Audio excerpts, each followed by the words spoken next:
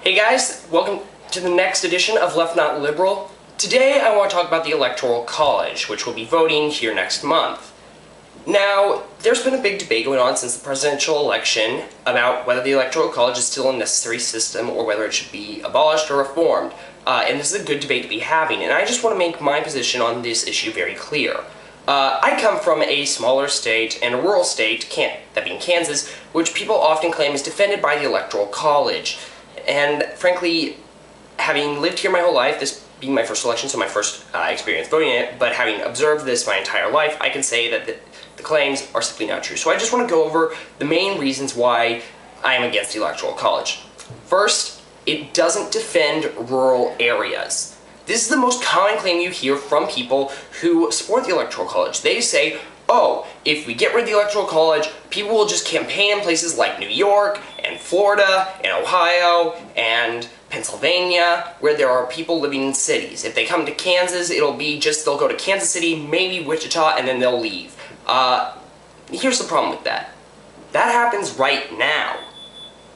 People already aren't being focused on in the rural areas. Only about 15 states are mostly rural, that being over 50%. And only one of these is a swing state, Iowa. Only 3 states, plus DC, are exclusively, or almost exclusively, urban.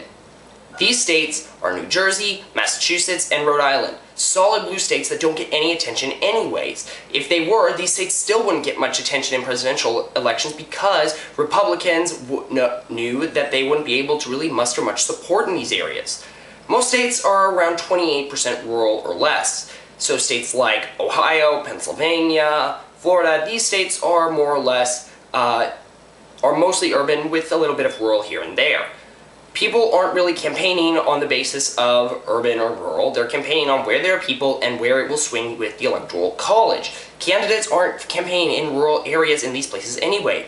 They're not in Ohio, they're campaigning in Cincinnati and Cleveland and Toledo. They're not going to Cambridge, Ohio, because Cambridge, Ohio, and places like that are small places, with not a lot of voters, where they won't be able to swing the outcome in that state. So really, it doesn't matter anyway that it might have some supposed hypothetical protection of rural areas, because really this doesn't happen. And living in a rural state, I can say that they don't come and campaign here anyway because we are considered a solid state, even though Trump only won the state with a few single percents of the vote. Third parties and Clinton did not too bad in this state. So let's move on to the second reason. The small states issue. This, much like the rural states, is a claim that it defends the smaller states, the states with a lower population.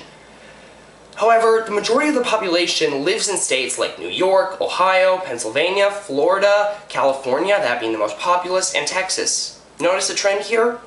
The states that are already the more populous states, like Ohio, Florida, and Pennsylvania, are already getting a bulk of campaigning anyway.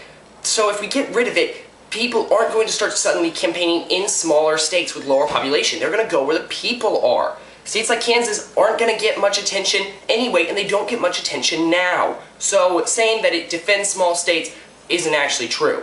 If anything, it actually reduces the power of larger states like New York and Ohio by giving them proportions of the Electoral College that are less than, or that are greater than the proportions of voter to elector in states like Wyoming, where it is a smaller ratio. This is an undemocratic system which should be on the basis of one man, one vote. Instead, it's the basis of one vote equals 16,000 versus one vote equals 60,000. That's clearly a skewed proportion. Moving on. They also claim that if we get rid of the Electoral College, people will all only campaign in the cities. However, as I've already pointed out, this already happens. And yes, they will campaign in places like New York, but they will also be forced to go around to other places. The fact is, New York doesn't hold a majority of U.S. citizens, and they would have to go to places like Kansas City or like Des Moines and various other places in order to muster the votes that they needed to win.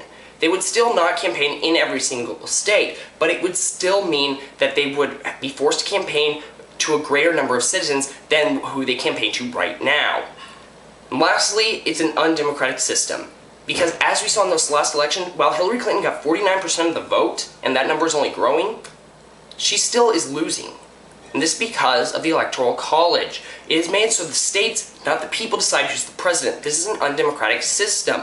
We need to go to either a proportional system in which the percentage of the vote actually determines the percentage of electors you get, or we need to go to a system in which we just abolish it and go to direct popular vote. Those are the two options that we have.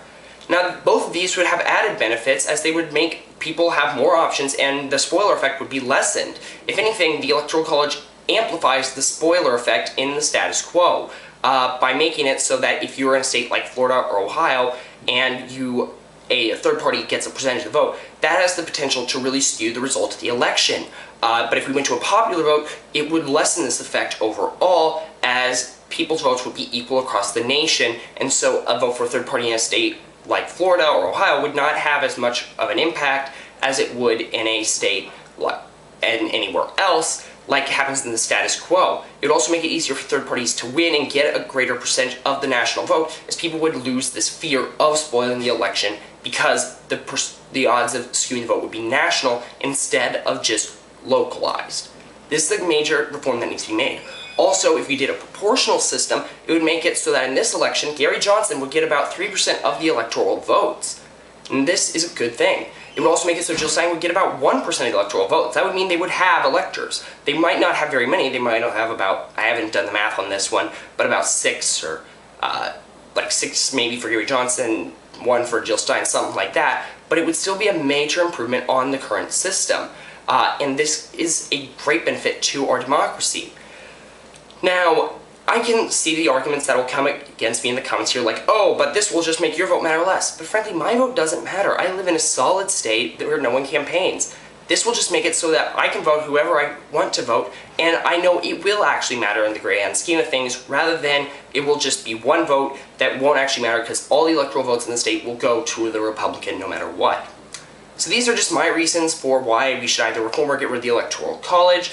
I hope that you guys either agree, or if you disagree, I'd like to hear what you have to say in the comments, or if you want to do a video response, feel free. This is a pretty off-the-cuff one, I acknowledge, and I'm going to be doing a video about once a month from here on out, somewhat in this format, and I'm also going to be doing some response videos. I'm looking at doing one to Prager University right now. Once I get some of the technological difficulties worked out, I'm going to upload that one, and I look forward to seeing you guys in the future. Thanks, don't forget to like and subscribe. Have a great day. Solidarity.